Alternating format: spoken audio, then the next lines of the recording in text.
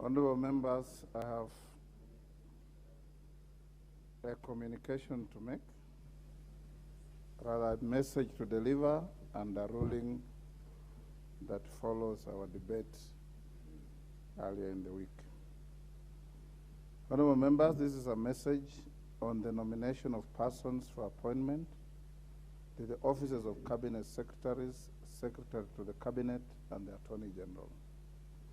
Honorable members, Standing Order 42.1 relating to messages from the President provides that the Speaker shall read to the House any message from the President delivered to the Speaker for communication to the House. In this regard, I wish to convey to the House that I have received a message from His Excellency the President notifying the nomination of various persons for appointment to the offices of Cabinet Secretaries, Secretary to the Cabinet, and the Attorney General. Honorable members, in the message, His Excellency the President conveys that in exercise of powers conferred on him by Article 152.2, 154.2, and 156.2 of the Constitution, as read together with Sections 3 and 5 of the Public Appointments Parliamentary Approval Act 2011, he has nominated various persons for appointment to the aforementioned offices. For clarity, these provisions of the Constitution state as follows. 152, Cabinet. The President shall nominate and with the approval of the National Assembly appoint Cabinet Secretaries. 154, Secretary to the Cabinet. The Secretary to the Cabinet shall be nominated and with the approval of the National Assembly appointed by the President. 156, the Attorney General. The Attorney General shall be nominated by the President and with the approval of the National Assembly appointed by the President. Honorable members, the names of persons submitted to this House for approval to be appointed as Cabinet Secretaries are as follows. 1. Honorable Musalia Mudavadi, EGH, Office of the Prime Cabinet Minister. 2.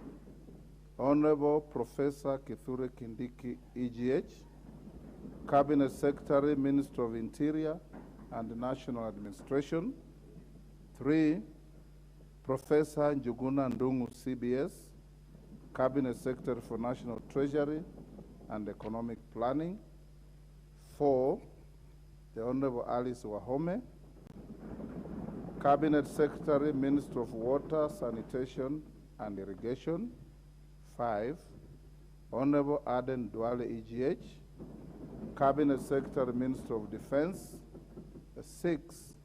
Ms. Rebecca Miano, CBS, Cabinet Secretary, Minister of East African Community and ASALS and Regional Development. 7. Honorable Alfred Mutua, EGH, Cabinet Secretary, Minister of Foreign Affairs and Diaspora Affairs. 8. Honorable Aisha Jumwa Katana, Cabinet Secretary, Minister of Public Service, Gender and Affirmative Action. 9. Honorable Moses Kiarie Kuria, Cabinet Secretary, Minister of Trade, Investment and Industry. 10. Honorable Soipani Tuya, CBS, Cabinet Secretary, Minister of Environment and Forestry. 11. Honorable Kipchumba Murkomen, EGH, Cabinet Secretary, Minister of Roads, Transport and Public Works. Can the members at the bar take their seats, please?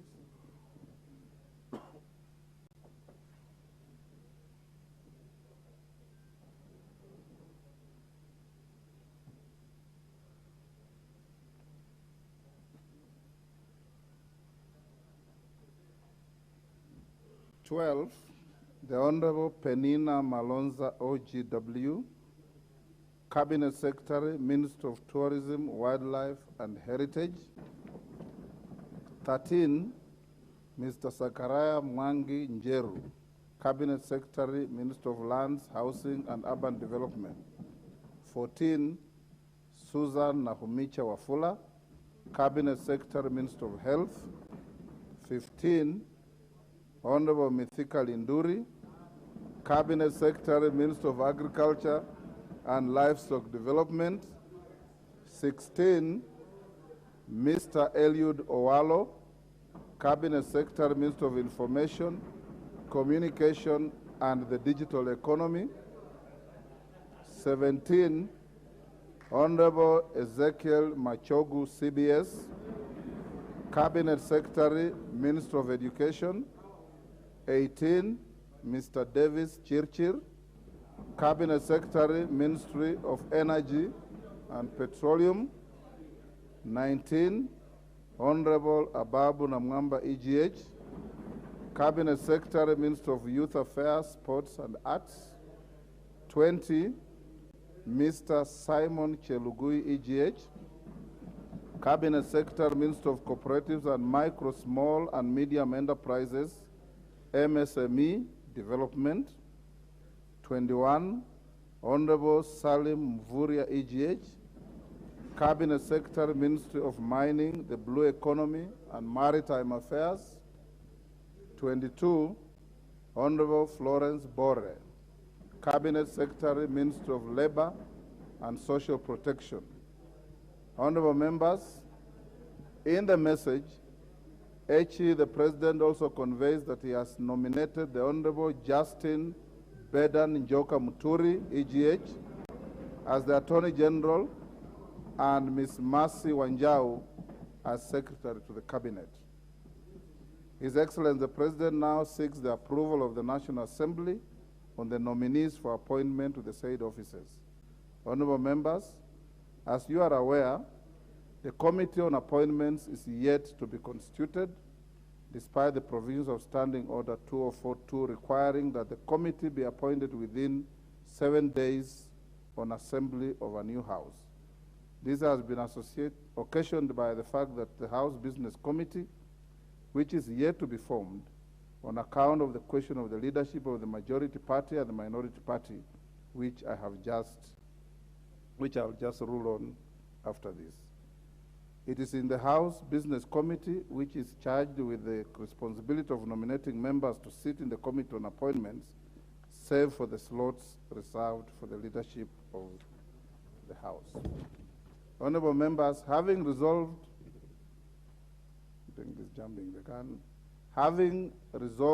the stalemate in a short time to come, we will then move to the next level to process these appointments.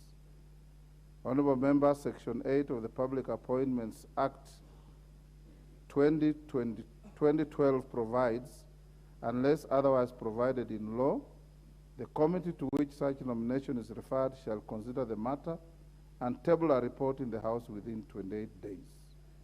It is therefore imperative that the Committee on Appointments, once formed, immediately commences the process of consideration of the nominees to enable speedy conclusion of the vetting process within the set timelines. I will also direct the Clerk of the National Assembly to take the necessary steps and notify the nominees and the general public through an advertisement in the daily newspapers of national circulation and on the parliamentary website of the time and place of holding the approval hearings. This should be done by Friday, tomorrow, the 7th of October 2022, following which the Committee on Appointments should commence the approval hearings. The committee is expected to table its report in the House on or before Tuesday, the 27th October 2022. In accordance with the law, the House will be required to consider the committee's report and make a decision on the nominees within 7 days following tabling of the report. That is on or before 3rd of November 2022. The House is accordingly guided. Thank you. Honorable members, can the members at the bar take their seats?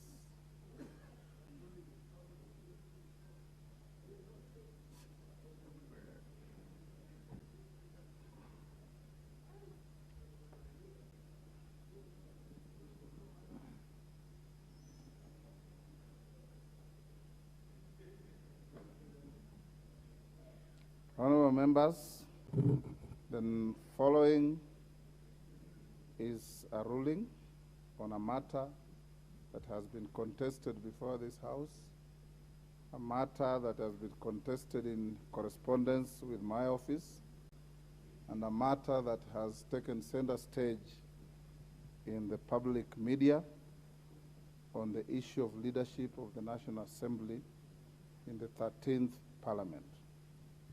And here I go. Honorable members, you will recall that during the afternoon sitting of Tuesday, 4th October 2022, I did inform the House that a question had arisen on the manner of constituting the House Business Committee, especially with regard to the membership reserved for the leaders and whips of the majority party and the minority party, respectively. In guiding the House on the business to be transacted before the establishment of the House Business Committee and the manner in which the business would be moved, I did indicate that a question had arisen as to who the bona fide leader of the majority party in the House is. I proceeded to allow the House to address me on this matter and gave priority to the designated party leaders and whips of the Kenya Kwanza Coalition and the Azimio la Umoja One Kenya Coalition political party. In the debate that ensued, the Honorable Kimani Ichung'wah tabled various coalition agreements entered into by the constituent parties of the Kenya Kwanza Coalition and deposited with the Registrar of Political Parties. The Honorable Silvanus Osoro also tabled letters relating to the matter as excerpt of the minutes of the parliamentary group meeting and a list of attendees of the meeting during which the party leaders were elected. Similarly, honorable members, the Honorable Opio Wandai tabled a copy of a letter dated 7th September 2022 from the Registrar of Political Parties addressed to the Clerk of the National